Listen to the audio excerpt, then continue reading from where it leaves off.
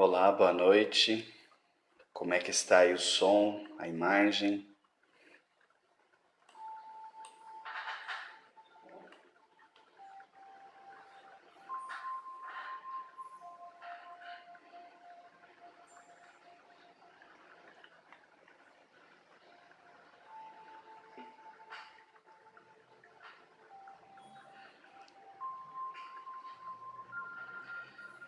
Olá, boa noite. Como é que está aí o som, a imagem? Então tá bom. Tava fazendo um teste aqui. Vamos esperar mais um pouquinho, né? Até chegar mais pessoas.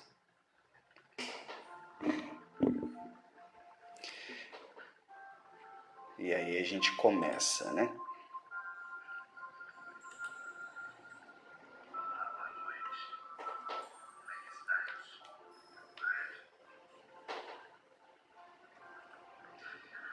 Então tá bom. Tava fazendo um teste aqui.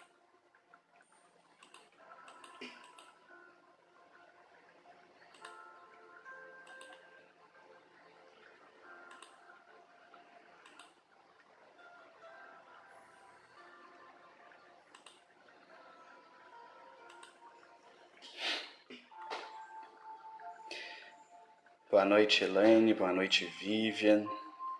Boa noite, Rose. Saudades, faz muito tempo, né?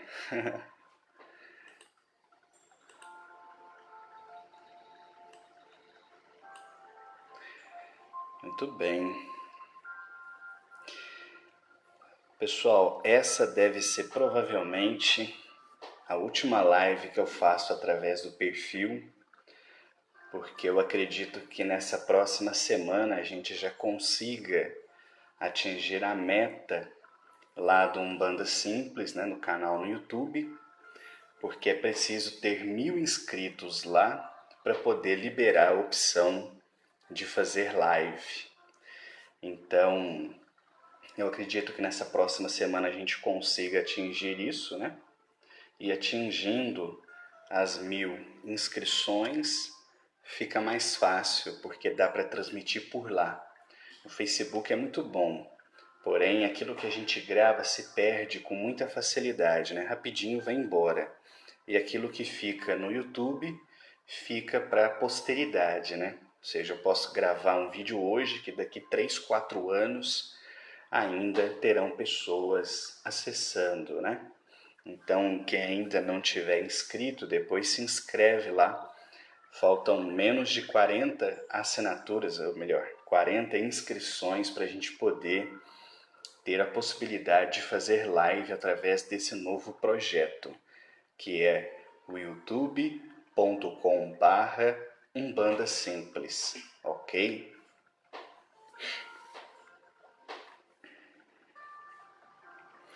Boa noite, Emília. Boa noite, Verônica. O Facebook ele tem um problema. Às vezes a pessoa escreve, aparece no celular e não aparece aqui no computador. Então, se eu passar alguma coisa, vocês coloquem novamente que eu vou tentando seguir pelo computador, que é mais fácil de acompanhar, ok?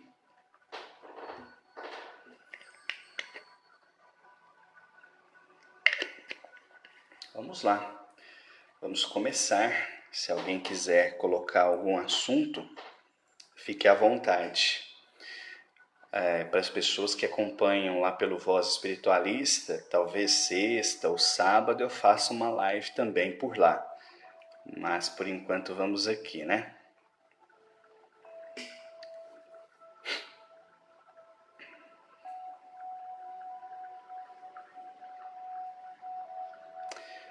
Boa noite. Vixe, eu tô vendo que tem muita gente entrando aqui que não tá aparecendo. Deixa eu ver se não passou nada desapercebido. Não, acho que não, né? Boa noite, Danilo. Seja bem-vindo. Vou escrever aqui, Vivian, vai aparecer nos comentários aí para vocês Eu estou acessando com o meu outro perfil para ver se...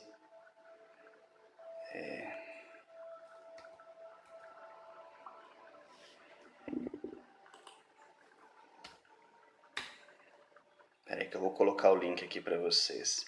Eu estou no notebook aqui, não sei como coloca a barra, então vou ter que pesquisar aqui.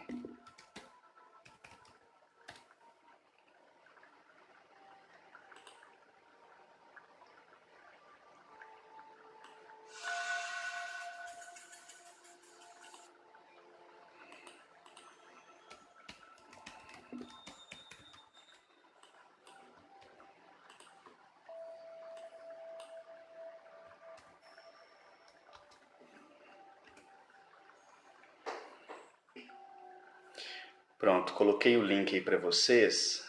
Então, quem não tiver inscrito, se inscreva, porque eu pretendo, de agora em diante, tentar registrar o máximo possível do tipo de Umbanda que eu aprendi, do tipo de Umbanda que eu pratico e deixar disponível para todo mundo. Então, eu vou utilizar muito agora este canal, então peço que vocês se inscrevam. Vou continuar usando esse perfil, mas para postar algumas coisas, mostrar alguns vídeos e tal, mas o essencial daqui por diante será feito através deste canal, ok? Então fiquem à vontade aí para propor os assuntos. Já vi que a Marcela colocou. No início do estudo, às vezes sinto sono forte. Insisto e às vezes me dá até dor de cabeça, como hoje, por exemplo. Você já passou por isso? Olha, não me recordo de ter passado por isso. O que eu acho que normalmente acontece é que a gente entra num ambiente diferente. Então a gente está na correria do dia a dia, né? Na maluquice do dia a dia, e a gente pisa no freio para entrar num ambiente de estudo. Então a mudança é muito repentina e talvez daí venha o sono, né? E existem outros fatores, né? Como por exemplo, aqui agora eu coloquei uma musiquinha de fundo, uma musiquinha tranquila, não sei se vocês conseguem ouvir. De repente, se você for estudar pela internet, sei lá, o palestrante pode ter uma voz monótona, isso dá sono. Então, uma série de razões pode vir a provocar esse sono. E existe um outro fator, que é um fator obsessivo. O espírito André Luiz ele fala muito disso, né? Que algumas pessoas, por exemplo, vão até os centros e na hora que começa o estudo vem um sono insuportável. O que é esse sono? Quando não é fruto dessa questão do ambiente que eu narrei para vocês, ele surge em razão da obsessão. Então, os obsessores tentam, de alguma forma, apagar aquela pessoa para que ela não aprenda, para que ela não ouça, para que ela não se informe, porque sempre que a gente busca algum tipo de informação no sentido de buscar um conhecimento que faça a diferença em nossa vida, isso significa menos campo à ação do obsessor e, portanto, maior domínio, né? E daí vem muitas vezes esse sono avassalador.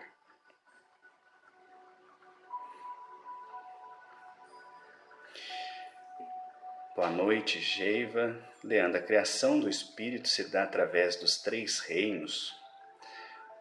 Olha, Leandro, o que os espíritos falam a respeito disso é que os espíritos são criados, né, simples e ignorantes, e que vão entrar numa marcha evolutiva. Uma marcha evolutiva que começa desde, por exemplo, os vírus, e que, através de sucessivas reencarnações ao longo de milhões de anos, a gente chega no estado em que a gente se encontra. No livro Evolução em Dois Mundos, por exemplo, André Luiz fala que do momento da criação até a idade da pedra, nós gastamos cerca de 1,5 bilhão de anos. Então, é um tempo até difícil de imaginar, né? Boa noite, Dilma. Leandro, seria bom você abordar o assunto dos médios iniciantes, aí qual relatam com muita frequência sobre absorver energias e acabam se sentindo mal. É verdade, esse é um assunto que vira e mexe aparece, né? E eu sempre falo assim para as pessoas, a internet, ela populariza muita coisa. E dentre as coisas popularizadas está esse conceito de médio esponja. Você não vai achar isso em nenhuma literatura séria. Isso é apenas uma forma popular de se referir ao problema. Realmente, alguns médiums, principalmente os médiums iniciantes e tal, eles absorvem muita energia. O que normalmente não se fala é um aspecto que geralmente as pessoas não gostam de ouvir, que é o seguinte: tudo em espiritualidade é sintonia. Não existe esse negócio de médium esponja. Eu não absorvo qualquer coisa. Se fosse assim, a gente não seria médium, né? Seria como a vampira lá do X-Men, né? Eu não posso tocar em ninguém, eu não posso conviver com ninguém. Enfim, seria um tormento. Tudo em matéria de espiritualidade é vibração, é energia, é afinidade. Então eu absorvo aquilo com o qual eu me afino. Logo, se eu estou absorvendo muitas energias ruins, isso quer dizer que eu estou gestando, através dos meus pensamentos, dos meus sentimentos ou dos meus atos, muitas energias ruins. Entende? Então, sim, isso acontece, é muito comum, mas o médium tem que aprender que, se ele quer ser um bom instrumento da espiritualidade, ele necessariamente precisa se esforçar em ser uma boa pessoa. Se ele não se esforçar em ser uma boa pessoa, se ele continuar sendo o que ele sempre foi, ele estará sempre sujeito a isso. Então, uma semana é porque eu estou absorvendo energia ruim, na outra semana é porque os outros estão demandando contra mim, na outra semana é porque as trevas estão me atacando, enfim. Daqui a pouco ele está lá na igreja dando testemunho, dizendo que se libertou de todas essas coisas ruins. Mas no fundo, a questão é simples, é sintonia. Eu atraio aquilo que eu emito. Então, se eu estou absorvendo energia ruim, a culpa é minha. Se eu quero melhorar isso, então eu preciso tomar vergonha na cara e tomar uma postura diferente na vida, senão eu vou estar sempre no rol das vítimas. Eu falo muito isso nas reflexões, pode até parecer um pouco agressivo, desrespeitoso, mas não é o caso. Mas assim, quem frequenta terreiro sabe, as pessoas são sempre as vítimas. Você nunca conversa com alguém que fala assim: eu sou o causador de todas as misérias que me acontecem, eu sou coisa ruim da minha casa, eu que atrapalho tudo. Não, é sempre a vítima. Tudo acontece na vida da pessoa, ela não tem responsabilidade nenhuma. Então esse vitimismo é que prende as pessoas nessa ideia. Eu já conversei com muitas pessoas que nessa ideia de médium esponja, elas são coitadas. Eu sou média esponja, eu absorvo tudo de ruim, ó vida, ó céus, isso é um tormento. Então, enfim, essas pessoas precisam estudar mais e levar mais a sério, né? Marcela, já aconteceu no centro comigo e meu esposo também. Pois é. Então, são todas essas situações, né? Você pode estar uma mudança brusca de ambiente e isso pode afetar, de repente está cansada, ou pode ser uma questão obsessiva, né? Os obsessores também são muito bons nisso.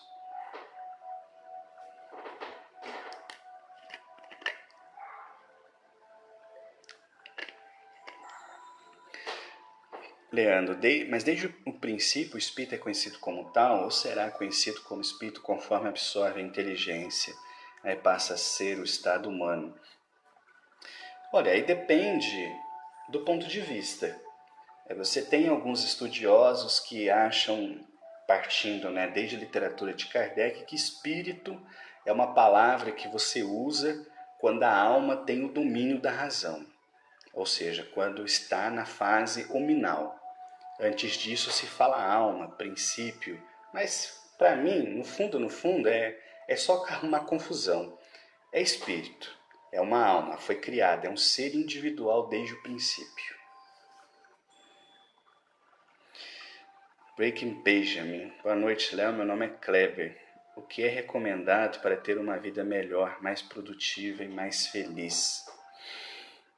Olha, Kleber, poderia fazer uma lista enorme, mas o próprio Jesus resumiu isso da seguinte forma: amar a Deus sobre todas as coisas e ao próximo como a si mesmo. Quem quer que consiga fazer isso, sem dúvida, Se não conseguir uma vida mais produtiva e mais feliz, pelo menos estará num bom caminho para conseguir. A gente precisa entender o seguinte: o espírito, aqui na Terra, nós, os encarnados, somos aqueles que estão em fase inicial de progresso espiritual. Nós estamos muito, mas muito longe da felicidade plena e absoluta. Não pode haver felicidade plena sem que haja perfeição. Como nós não somos perfeitos, então nós temos momentos felizes, momentos de paz, momentos de alegria, não é? Mas nós podemos trabalhar em nós, através da nossa vida e depois da nossa desencarnação, nas próximas vidas, de tal forma que isso se torne cada vez mais uma constante, a se tornar cada vez mais um padrão em nossa vida, entendeu? Então o caminho é esse: amar a Deus sobre todas as coisas e ao próximo como a si mesmo. Gente, eu espero que não tenha passado nada. Se passou alguma coisa, vocês colocam de novo, porque o Facebook tem esses bugs. Às vezes vocês mandam, aparece para mim na tela do celular, mas aqui no computador não aparece, ok? Vamos lá, Vivian, Léo, se uma entidade tipo Preto Velho vem, deixa um recado que agora ele vai começar a vir trabalhar, mas não me acho capaz, sei lá, tô meio com medo. O que eu faço? Olha, Vivian, vamos lá, vamos pensar que você está fazendo desenvolvimento num terreiro sério, que você está se dedicando, que você seguiu todas as orientações e ainda assim você está insegura, seja bem-vindo ao clube, porque é assim que funciona. Todo médium sente insegurança e isso não é ruim, isso é bom. Eu sempre falo que dá medo são os médiuns que não têm medo. Aqueles que acham, eu estou pronto, pode vir, eu quero começar logo, vamos lá. Esse é o tipo que me assusta. Por quê? Porque na mediunidade nós lidamos com vidas. Nós lidamos com questões muito sérias. A vida de uma pessoa pode tomar um rumo completamente diferente a partir do que sai da boca de uma entidade, não é verdade? E comigo também foi assim. Quando chegou a minha vez de começar, eu tremi nas bases, eu tive medo, eu tive insegurança, eu achei que eu não estava pronto, eu achei que não era o momento, que eu não tinha condições de fazer isso, mas eu tinha feito todo o processo certinho, entendeu? Então, essa insegurança vinha da inexperiência e ela é absolutamente comum e natural. Então, o que você precisa fazer? Você precisa confiar na casa, confiar nas entidades, confiar no seu guia, confiar em você e se entregar no processo. Você não está sozinho. Geralmente tem uma equipe auxiliando o médium, não é? Então você entrega e deixa o trabalho acontecer. É assim que a gente tem que fazer. Mas ter medo não é ruim, a menos que seja um medo paralisante. Tem pessoas que trava, que não sai do lugar. Aí é uma questão que tem que ser trabalhada em termos psicológicos, né? Porque é uma situação diferente. Por nada, Leandro. Deixa eu ver aqui, não tenho terreiro, não frequento lugar nenhum. Ele veio em casa, deixou esse recado para reunir pessoas reunir pessoas próximas que ele vai começar, mas é muita responsabilidade. Meu Deus, são pessoas, vê. Se você fez o desenvolvimento, eu diria para você, não tem problema. Deixa ele vir, ver o que vai acontecer. Mas se você não fez esse desenvolvimento, se você não tem esse preparo, então eu não recomendo. Eu acho que a chance de estar errado nessa circunstância é muito grande, porque médium nenhum deve trabalhar sozinho. No mínimo, deve haver algumas pessoas experientes para auxiliar este médium, para dizer se ele está acertando, se ele está errando, se está indo bem, se não está. O parâmetro é a coisa mais importante. Muita gente fala assim, qual que é o problema de um médium amigo meu vir aqui na minha casa e fazer o meu desenvolvimento? Um exemplo, só pegando um gancho no assunto. Bom, são um monte de problemas, mas o problema maior para mim é que você não tem parâmetro. Aí beleza, o cara vem, faz o desenvolvimento e depois ele vai embora e viver a vida dele. Aí você fala, não, vou começar aqui o trabalho. Ok, mas se não tem alguém mais experiente acompanhando, se não tem outras pessoas te observando, então como é que você sabe se está fazendo certo? Como é que você sabe se está na linha? Entendeu? Então essa é uma questão muito delicada. A maior dificuldade em se trabalhar sozinho é a falta de parâmetro. E aí, não raro, o que a gente vê? Pessoas que começam de forma séria, bonitinha, que se entregam, que querem fazer um trabalho legal, e elas frequentemente acabam enfiando os pés pelas mãos ao longo do tempo. Por quê? Porque faltou parâmetro, faltou ter alguém do lado. Porque nós não somos infalíveis. Então eu posso errar, qualquer médium pode errar. Então, se eu estiver errando, se tiver outro médium trabalhando comigo, ele pode me alertar. Se ele estiver errando, eu posso alertá-lo. Mas se eu estiver sozinho, então fica difícil, entendeu? Leandro, eu tenho uma dúvida. Os trabalhos nos diversos centros estão paralisados. Tenho feito minhas orações, minhas meditações. Não tenho sentido mais a presença dos guias. Será que pelo atual momento eles se encontram em outras atividades? Eu acredito que sim. Eles devem estar, sem dúvida nenhuma, auxiliando, né? Porque a gente tem que pensar que está havendo uma pandemia, mas o resto do mundo não parou. Ainda tem gente se acidentando, tem gente se suicidando, tem gente quebrando braço, quebrando perna. Isso só pensando no lado médico. Então existe toda uma situação pandêmica, mas o mundo não parou. Então as pessoas continuam se acidentando, as pessoas continuam dando tiro uma na outra, dando facada. Sem contar as pessoas que estão absorvidas pelo medo, pelo pânico, pelo pavor, não é?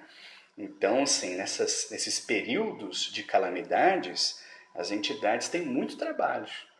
Aliás, eu estava pensando nisso hoje, foi bom você ter tocado no assunto, porque uma das coisas que sempre levantam suspeitas é quando o médium tem auxílio da entidade a hora que ele quer, quando ele quer. Por quê? Porque não funciona assim. As entidades têm a vida delas para cuidar. Elas vão fazer as coisas delas. Olha, eu acho que eu trabalhei pela última vez, deixa eu ver aqui as datas.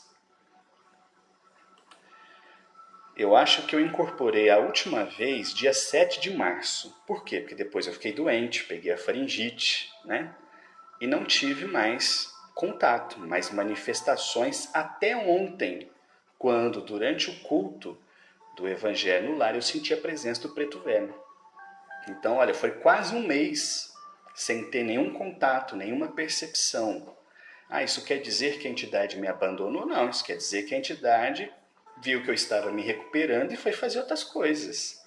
Então, muitas pessoas têm essa visão ingênua, que os guias estão à sua disposição, que elas podem chamar qualquer hora que eles vêm, que eles estão sempre juntos. E isso é uma baita mentira.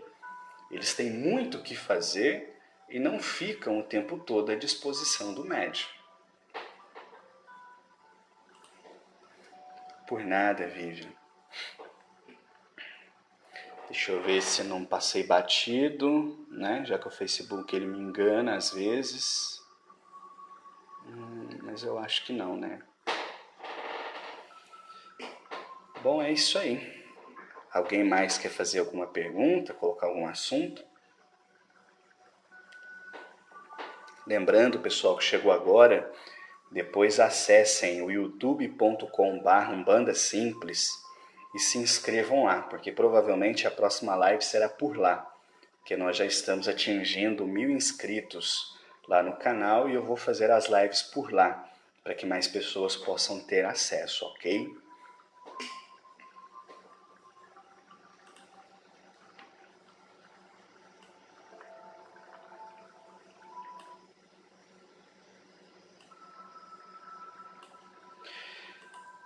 Bom, enquanto não aparece mais nenhuma outra pergunta, Eu queria aproveitar também esse momento para falar sobre um assunto que eu conversei hoje com o pessoal do desenvolvimento e que eu acho muito importante de ser considerado também.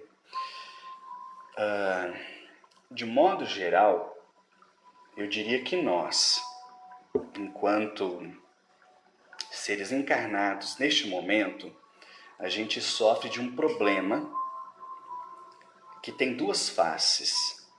Por um lado, nós vivemos uma ansiedade pelo futuro e, por outro lado, nós vivemos um apego ao passado. E raramente nós estamos centrados no presente, no hoje. E para os médiums em desenvolvimento, é muito importante estar presente. Quase todos os médiums já desenvolvidos com quem eu converso se lamentam de não terem aproveitado o desenvolvimento da forma que deviam. Isso é muito importante. Então, durante o desenvolvimento, a gente fica ansioso, a gente quer saber de tudo, a gente quer ler de tudo. Mas eu considero que o mais importante é que a pessoa estude e leia sobre aquilo que ela está vivendo.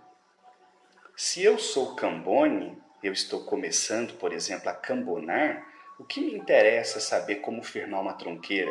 O que me interessa saber o que é um cruzeiro das almas?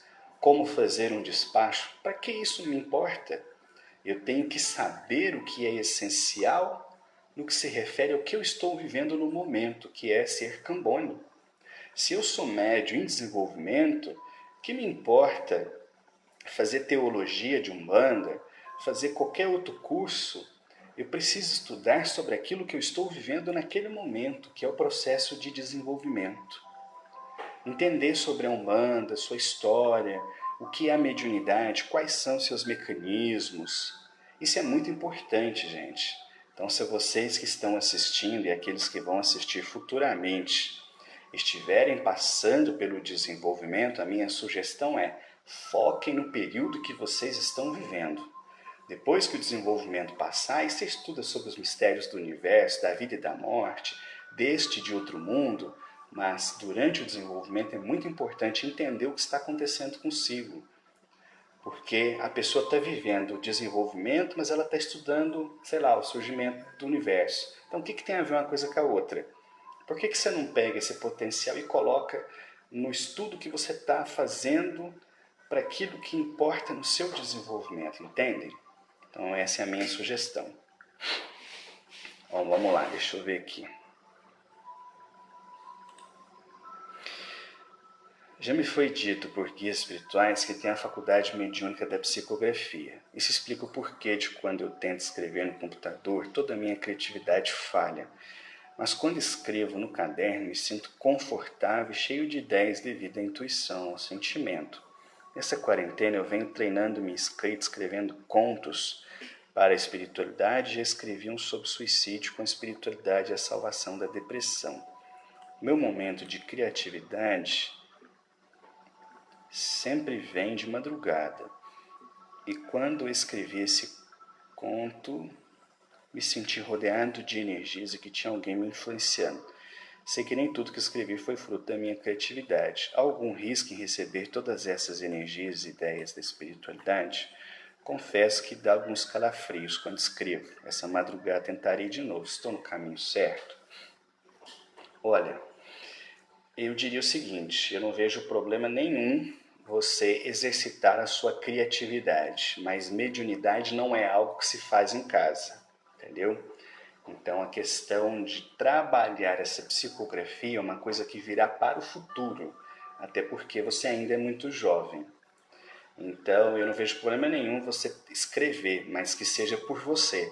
Nada de ficar chamando os espíritos ou ficar esperando ouvir alguma coisa, porque sim, isso implica um risco. Se você, por exemplo, tiver um processo obsessivo, o obsessor vai se aproveitar dessa circunstância para atuar. Então eu vou te dar um exemplo, né? Eu estudo há 19 anos, eu não comecei ontem. E aqui na minha casa é apenas a minha casa. A atividade mediúnica eu vivo no terreiro. Então eu tenho um local, um dia e uma hora para isso acontecer. Então, a mesma coisa deve acontecer em relação à mediunidade, entendeu? O desenvolvimento dessa psicografia deixa para o futuro. Eu penso que seja talvez mais interessante você estudar, buscar conhecimento, ler. Tem muita coisa a ser dita a respeito de psicografia, ok? É o que eu penso. Leandro, e por falar em chamar os guias todos os momentos, vejo muitos comentários sobre incorporar em casa. Pois é, Leandro. Eu tenho um livreto chamado Incorporando em Casa, eu tenho feito a leitura dele e colocado lá no canal, mas ele se destina àquelas pessoas que trabalham em casa. Agora, se eu sou médium em um terreiro e tem dia e tem hora para essa incorporação acontecer, para que eu vou ficar recebendo na minha casa? Qual o sentido disso? Não é que seja proibido, tudo é questão de necessidade, entendeu? Então, assim, vamos esquecer esse período da pandemia, está numa situação normal. Geralmente os terreiros funcionam toda semana, ok.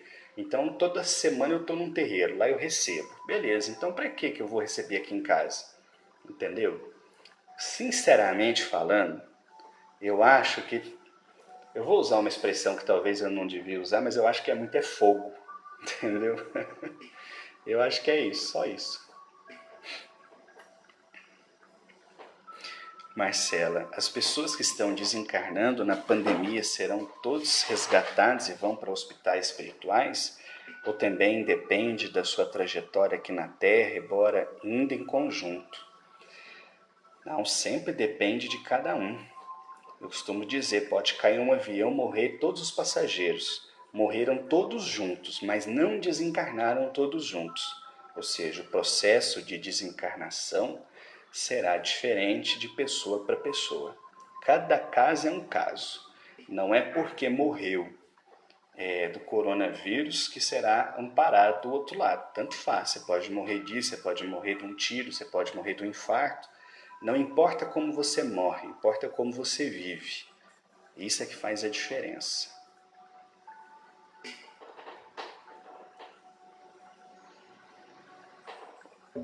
Alice. Léo, vou me cruzar na Umbanda Cristã em setembro, mas infelizmente venho enfrentando muitos problemas. Não me sinto capaz, mas meu guia me coloca sempre em passo adiante. E essa questão de cambonar eu não tenho como ir porque eu comecei a trabalhar depois de 10 anos desempregado. Tenho muita gratidão pela Umbanda. Olha, Alice, uma vez um senhor que tem muitos anos de espiritismo, muitos anos de trabalho, tem um trabalho todo muito bonito. Ele veio aqui em casa e ele me deu um conselho que eu achei sensacional. Ele falou o seguinte, olha, existem 3 coisas que o médium deve levar em consideração. Primeiro, o trabalho. Segundo, a família. Terceiro, a mediunidade. E ele me disse, se você quer ser feliz no trabalho com espiritualidade, nunca esqueça isso. Primeiro, trabalho. Segundo, família. Terceiro, a mediunidade.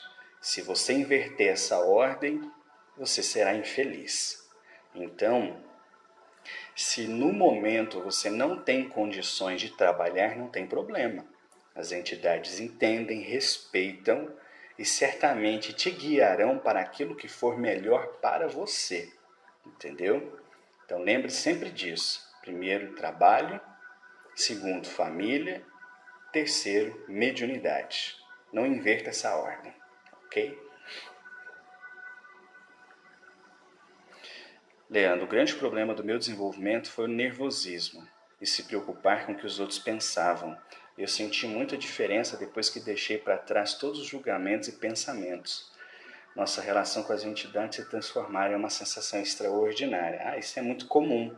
Ainda ontem, conversando com um amigo pela internet, ele me disse assim, Léo, quando eu estou em casa... Gente, está travando aí para vocês, porque aqui no computador toda hora trava, embora no celular não trave. Espero que não esteja travando. E ele me falou assim, Léo, Quando eu estou aqui em casa e eu vou, por exemplo, acender uma vela no meu altar, fazer alguma oração, às vezes eu sinto muito forte a energia dos guias. E quando eu estou no terreiro, no desenvolvimento, nem sempre eu sinto. Por que disso? E eu falei, é simples, porque na sua casa você está tranquilo, você está relaxado, você está de boa. No terreiro você está nervoso, você está ansioso, você está preocupado com o que as pessoas estão pensando. Então tudo isso faz com que o processo mediúnico trave. Essa é a diferença, entendeu? Então, sem dúvida nenhuma, a ansiedade, o medo, o nervosismo, a expectativa, a sensação de que os outros estão julgando, isso é muito comum. O médium começa a desenvolver, acha que os outros estão rindo dele, que os outros estão falando dele, que os outros estão desacreditando dele, né? E isso quase sempre é a insegurança dele que toma a voz e realmente atrapalha. Por nada, breaking, disponha. Por nada, Alice. Não tá travando não? Bacana.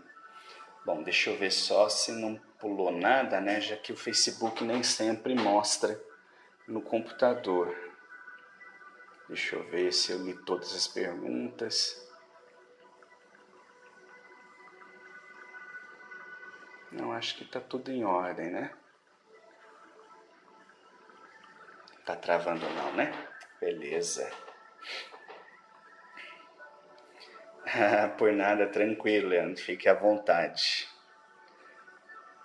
A live é para isso mesmo. Então, se alguém quiser colocar mais algum assunto, fique à vontade. Lembrando aqueles que chegaram agora, eu peço que vocês se inscrevam lá no youtube.com/Umbanda Simples. Se inscrevam lá porque nós já estamos atingindo 1000 inscritos e quando se atinge 1000 inscritos, o YouTube libera a possibilidade de fazer live pelo celular. E eu vou fazer lá porque o YouTube tem uma facilidade de conteúdo, né? Aqui, infelizmente, isso se perde. Você faz uma live pelo Facebook, semana que vem ninguém mais lembra do que você falou. Lá no YouTube não, tem muitos acessos, né?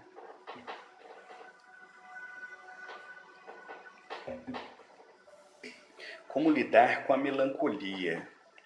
Olha, eu acho que todo processo de autoconhecimento, ele exige um olhar sincero para dentro de si. Eu acho que a pergunta mais importante é: por que eu sou melancólico? Por que eu sou egoísta? Por que eu sou vaidoso? Por que eu sou viciado em chocolate? Por que eu sou viciado em drogas? Entendeu? Essa é a pergunta. Cada um tem que olhar para si, fazer essa pergunta e buscar sua resposta. Fazer um processo de autoconhecimento, identificar, peraí, por que eu sou assim? E aí, muitas vezes, identificando, na psicologia a gente estuda muito a questão de dar nome aos sentimentos. Quando você nomeia aquilo que você está sentindo, fica mais fácil de você lidar com aquilo, porque você conseguiu dar um nome, você identificou. Não é simplesmente uma força, uma pulsão, entendeu? Então, eu acho que esse é o ponto mais importante. Olhar para dentro de si, identificar o que está sentindo e a partir daí começar a pensar em alternativas. Agora, eu falei disso essa semana lá no curso básico de Espiritismo, lá no canal Voz Espiritualista. Isso eu aprendi com o Espiritismo. Vamos dar um exemplo. Vamos pegar esse exemplo aí, é a melancolia, né? O que é a melancolia? Aquele estado tristonho, né? Aquele olhar cinza, aquela sensação que a vida não tem graça, etc, etc. Então, como você combate isso? Você não fica martelando a melancolia. Você vai procurar formas de desenvolver o oposto, entendeu? Então, por exemplo, eu posso talvez dizer que se de um lado eu tenho a melancolia, eu tenho de outro lado a alegria. Então, se eu quero melhorar o meu estado melancólico, eu devo trabalhar mais as coisas que me deixam alegre, contente, feliz, entendeu? Os espíritos falam muito isso. Ah, se eu sou uma pessoa egoísta, eu não vou conseguir melhorar esse egoísmo toda hora ficando martelando, batendo na minha cabeça, não. Então eu vou trabalhar a caridade. Então é o justo oposto.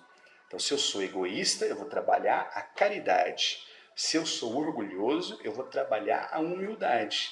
Então eu tenho que pensar como na minha vida eu posso encontrar situações em que eu vou me inserir para fazer aquilo acontecer. Uma recomendação que frequentemente eu vejo as entidades pedindo é para a pessoa fazer caridade. Eu vejo muitas entidades falar isso: filho, você quer curar essa tristeza sua? Então procura um lugar para você ajudar, um orfanato, uma creche, um asilo, sei lá, qualquer coisa. Faça um bem para o próximo. A gente consegue muita força espiritual, muita defesa, auxiliando o próximo, entendeu? Rogério, boa noite. Cida, boa noite. Leandro, essa sensação de medo e de ambiente pesado terá alguma relação com o que estamos atravessando? Eu não tenho a menor dúvida. Veja só, aquilo que a gente pensa e aquilo que a gente sente emite vibrações, emite energias. Essas energias não vão ficar presas apenas em nós. Se fosse assim, seria bom. Elas serão, elas vão se expandir pelo espaço. Então imagina, por exemplo, milhões de pessoas com medo, milhões de pessoas nervosas, milhões de pessoas ansiosas e toda uma massa que o André Luiz chama de matéria mental, sendo externada através dos nossos pensamentos e sendo projetada na atmosfera da Terra, digamos assim. Então isso forma verdadeiras massas energéticas de vibrações baixíssimas. Aí o que acontece? Eu estou aqui em casa de boa, mas aí de repente, sei lá, eu liguei a televisão e vi uma notícia que me apavorou. Então eu, por minha vontade, caio na vibração do medo. Na hora que eu caio na vibração do medo, eu posso me sintonizar com essa massa de energia negativa que está por toda a atmosfera. Tem muita gente, inclusive, que acha que são os espíritos que fazem isso. Não, muitas vezes não. Muitas vezes a pessoa apenas sintonizou. É o que acontece em tudo, gente. Vamos supor, eu começo a pensar em matar meu vizinho. Eu tive uma rixa com ele. Eu quero matar meu vizinho. Aí eu começo a alimentar isso em mim.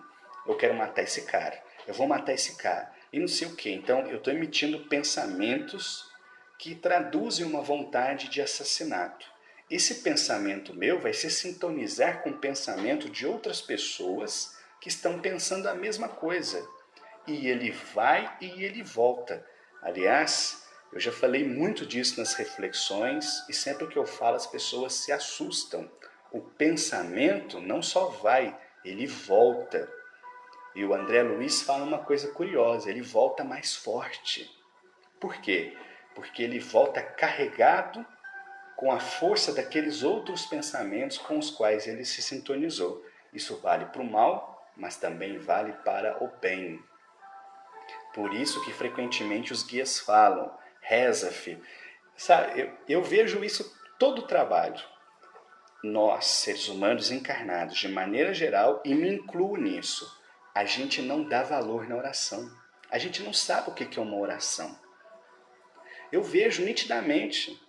A entidade fala assim: filho, reza mais, pega mais com seu anjo de guarda.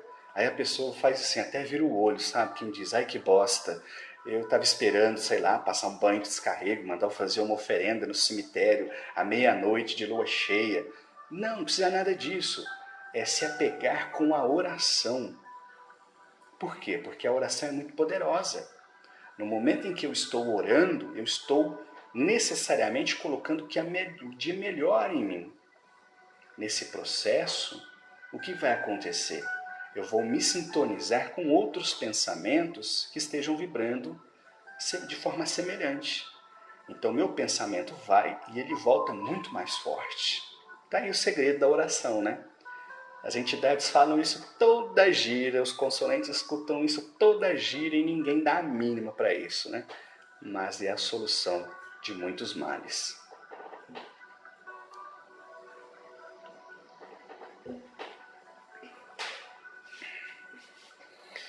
Alice, é verdade, isso é muito bom para o desenvolvimento, fazer caridade, isso aí. Rogério, um abraço, Tereza compartilhando, muito bom. E aí, pessoal, alguém quer colocar mais algum assunto? Lembrando novamente, aqueles que chegaram, estou repetitivo hoje, né? Acessem lá o youtube.com/Umbanda Simples, se inscrevam, que nós já estamos com 960 inscritos. Quando nós atingirmos 1000 inscritos, eu passarei a fazer as lives por lá, para que elas possam ter acesso, estar, né, disponíveis a mais pessoas, já que aqui no Facebook se perde. Semana que vem ninguém mais acha esse vídeo, nem eu acho. Boa noite, Milena. Boa noite, Tereza. Leandro, o que acontece com os espíritos que necessitam de energia densa que existe em boates e prostíbulos, em festas ou em bares? Será que eles estão sentindo? Será que isso facilita o trabalho dos guias em seus encaminhamentos e resgates? Olha, Leandro, existe um pensamento tradicional que tem a sua razão de ser, que não estou dizendo que está errado, porque está correto. Em determinados lugares o ambiente é muito pesado. Bar, prostíbulo, enfim, um monte de lugar realmente é muito pesado. Mas é preciso considerar que existem muitas casas que também são pesadas, entendeu? Então não há obstáculo nenhum. O cara que é um bebedor inveterado, ele não está no bar, mas ele está em casa, entendeu? Eu te garanto que ele continua bebendo, só que ele não está mais no boteco, ele está agora em casa. O cara que usa droga, que sei lá, ia não sei na onde fazer isso, ele continua fazendo, só que ele está fazendo isso em casa, entendeu? Então, os comportamentos humanos que geram os vínculos obsessivos dependem única e exclusivamente das pessoas, não tanto dos lugares. Embora, por ter pessoas muito carregadas que frequentem determinados lugares, naturalmente esses lugares se tornam pesados. Mas a questão é o ser humano. Onde tiver gente, e principalmente pessoas em vibrações negativas, o vínculo obsessivo será mantido, né? Então, o que eu acho que acontece nesses tempos em que está tudo fechado é simples. Os obsessores estão acompanhando as pessoas das suas próprias casas, né? Agora, se isso facilita o trabalho dos guias, eu penso que não. Isso apenas dificulta. Dificulta. Porque o que facilita ou não facilita o trabalho dos guias não tem a ver com o encarnado, não tem a ver com o local, tem a ver com a predisposição do espírito. O espírito estando predisposto a receber auxílio, os guias acham ele aonde ele estiver, entendeu? É um processo natural, eu diria.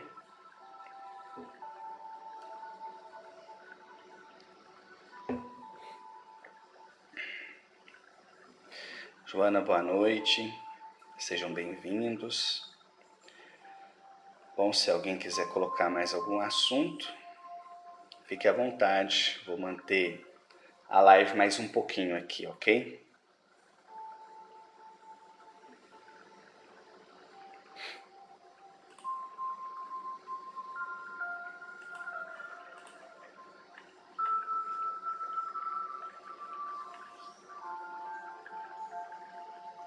Deixa eu ver se não passou nada batido.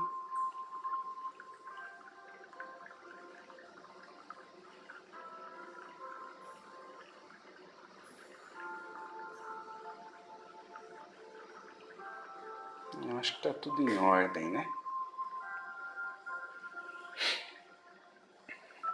Tiago, boa noite.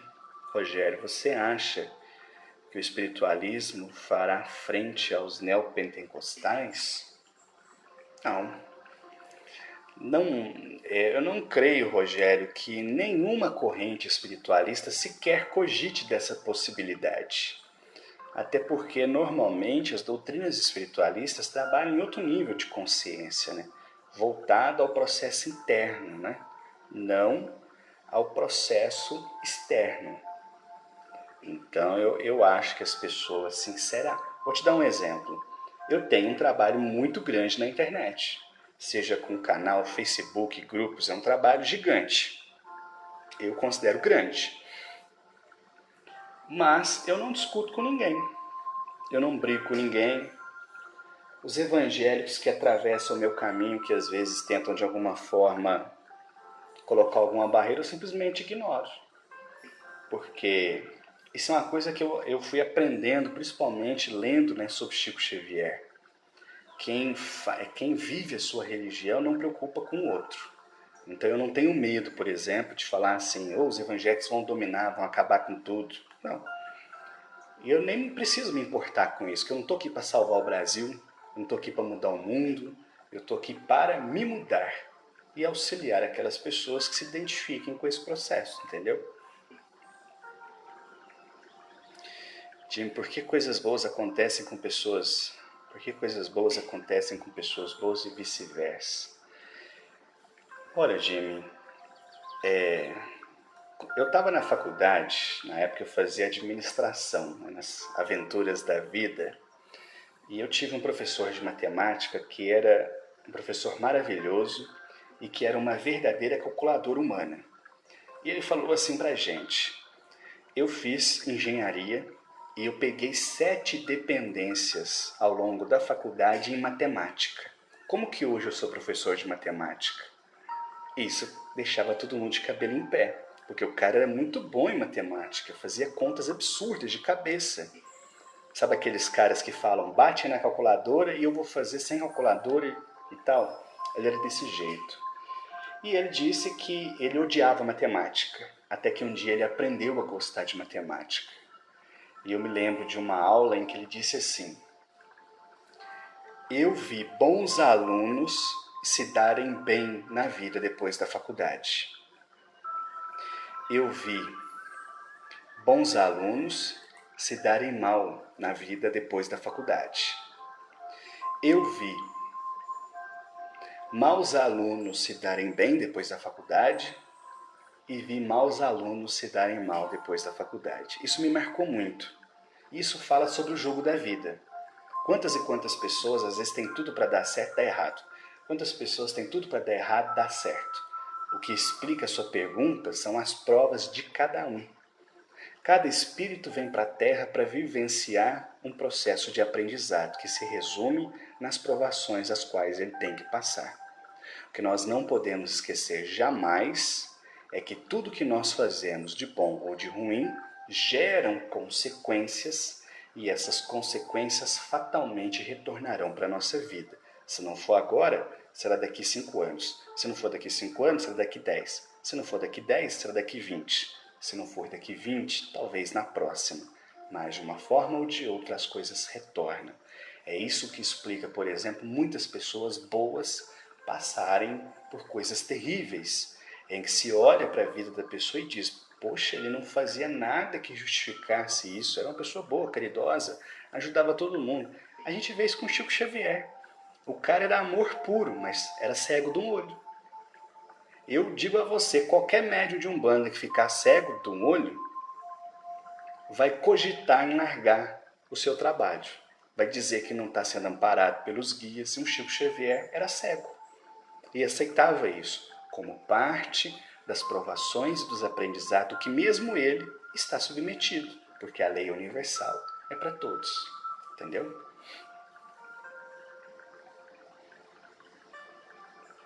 Como funciona o mecanismo da encarnação e da desencarnação? Li em alguns livros espíritas que, em alguns casos, vínculos familiares continuam por várias encarnações.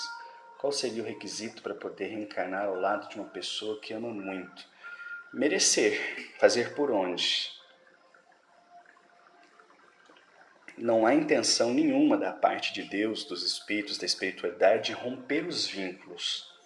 Mas para que eles possam efetivamente se dar, é preciso merecer. Merecer é uma coisa muito importante. Merecer significa fazer por onde? Plantar. E uma hora se colhe, entendeu?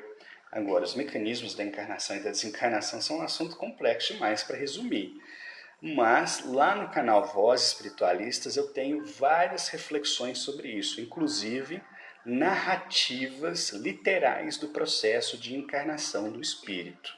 Então, depois dá uma olhadinha lá, que lá tem falando bastante sobre isso. Mas a essência do que você me pergunta é isso, merecer. Vou te dar um exemplo, que é muito comum. Às vezes eu converso com pessoas que falam assim: eu não me identifico com a minha família. Parece que eu sou um peixe fora d'água. Eu não tenho nada a ver com eles. E muitas vezes é verdade. Muitas vezes ele realmente não tem vínculo nenhum com aquela família. Mas por que ele encarnou ali? Porque provavelmente quando ele teve a família que ele gostaria, ele não deu valor. Olha, você dá uma olhada na sociedade, você vê quantos filhos fazem os pais sofrer. Um exemplo. Só nessa situação. Quantos filhos fazem os pais sofrerem? Não é? Aí o cara vem, tem tudo de mão beijada, tem pais maravilhosos, recebe toda a educação que foi possível, recebe todo o amor dos pais, mas do berço ao túmulo é uma tragédia ambulante. Você acha que na próxima vida ele vai ter condições de vir na mesma família, receber o mesmo amor, a mesma atenção, a mesma oportunidade? Entendeu? O merecimento é isso, é fazer o possível para que nós possamos ter sempre o melhor. E isso é que nos coloca sempre em movimento, ok? Pessoal, eu esqueci de ligar o notebook e a bateria está acabando, então espera aí que eu vou ligar e já volto, ok?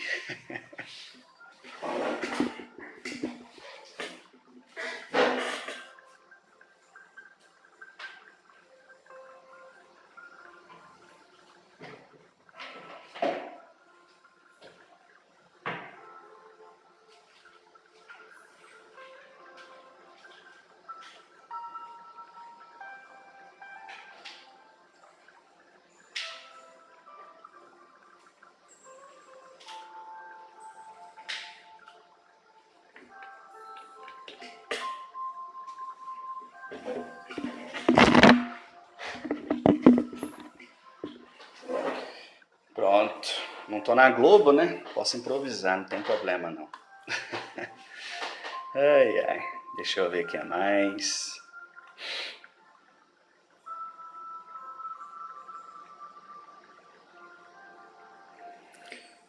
Leandro, você falou em oração. Vejo com frequência pedidos de oração para terceiros. Pois é, em vários grupos. Seria oração um momento íntimo de conversa e pedido de auxílio à espiritualidade e a Deus? Qual a necessidade de pedir a outrem uma necessidade sua? Ok, Leandro. Bom, existem duas situações aí. Você tem, por um lado, pessoas que são acomodadas e que têm uma visão infantil da espiritualidade. Eu vejo isso muito em grupos do Facebook, por exemplo. A pessoa escreve assim: hoje você receberá uma chuva de bênção. Se você acredita, digita amém. Aí você tem lá 7.000 comentários. Ou, eu vi isso recentemente. Hoje os mentores da nossa casa vão fazer cirurgia bariátrica. Se você quer, escreva seu nome. Aí você olha, tem 1.000 comentários. Eu fiquei pensando, esses médicos devem ser bons. Porque para atender 1.000 pessoas, caramba! Entende? Isso para mim é uma visão ingênua de espiritualidade. É uma visão quase infantil. Então você tem pessoas que estão nesse rol. E elas acham, por exemplo, assim, que eu tenho força para fazer oração, elas não têm. Então elas entendem que se pedirem para mim e eu rezar por elas, a minha reza vai ter uma força maior do que a delas. Mas isso é um processo que é complicado em matéria de espiritualidade, que vai demorar muito para amadurecer, porque tem muitas pessoas que estão realmente na infantilidade do conhecimento. Por outro lado, existem pessoas que estão tão mal que elas não conseguem rezar, elas não conseguem orar. Então elas precisam de um apoio de alguém, entendeu?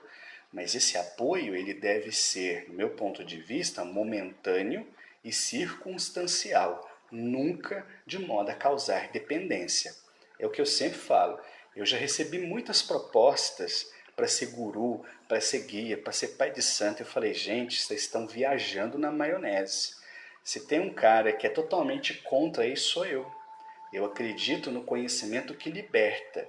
Eu acredito no conhecimento compartilhado. Mas, acima de tudo, eu acredito na capacidade do ser humano em construir a sua própria espiritualidade sem ter que depender de ninguém. Receber ajuda, sim. Depender, não. Entendeu? Então, eu acho que tem essas duas situações. E aí é válido, né? A gente tem um momento de oração que a gente faz nos grupos e muitas pessoas pedem. Muitas vezes são pessoas que simplesmente terceirizam a responsabilidade delas, sim. Mas muitas vezes são pessoas que estão tão mal que não conseguem força para orar. Então pedem uma intercessão, entendeu?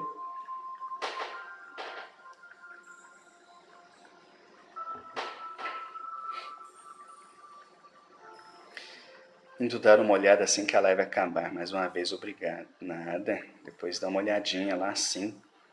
O Voz Espiritualista já é uma grande audioteca, né? Já são 560 vídeos, então quase tudo que as pessoas me perguntam já está lá gravado. Então vale a pena sim dar uma olhada lá. Ok?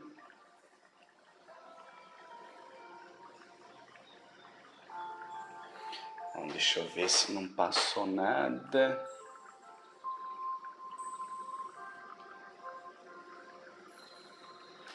Agora que eu vi, a Vivian colocou aqui uma pergunta que não apareceu para mim no computador.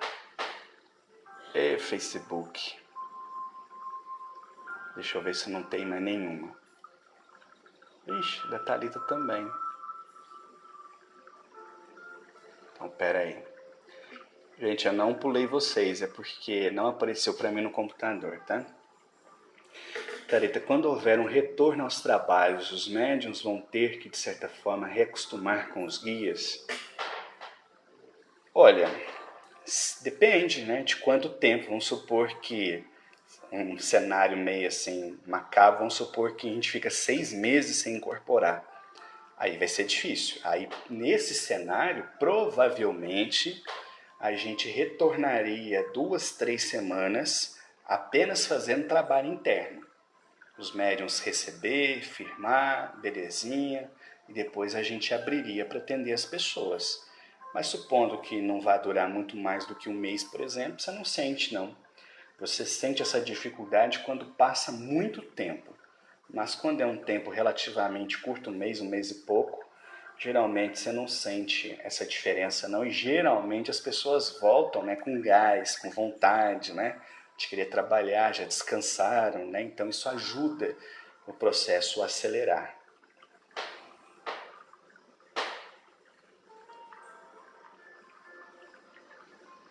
Vivian, na época da quaresma tem pessoas que cobrem as imagens de santo que tem em casa. É necessário? Por quê?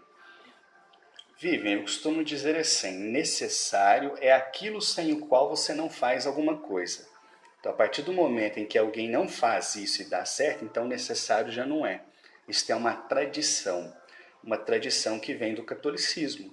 É preciso lembrar que as imagens vieram do catolicismo. E no período da quaresma, a igreja tem o hábito de colocar um pano roxo, né? Então, muitas pessoas levaram esse hábito para os terreiros de Umbanda. Mas isso é uma tradição, é um costume de algumas casas. Não faz diferença nenhuma no ponto de vista espiritual. E digo isso porque a gente não faz isso, um monte de terreiro não faz isso, nunca teve problema. Mas não quer dizer que esteja errado. É só uma tradição e um costume, ok? Deixa eu ver se mais alguma escapou aqui.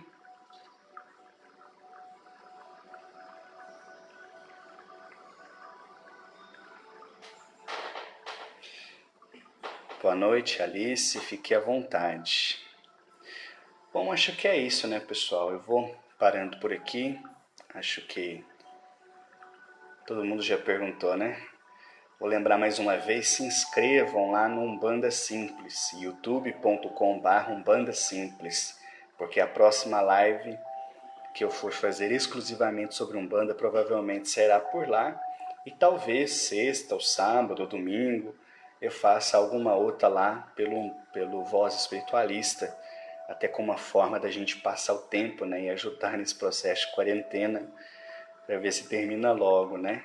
Então agradeço aí a presença de todos, as perguntas, espero ter respondido à altura. Um abraço e até a próxima. Muito obrigado e até daqui a pouco em alguma outra live, né?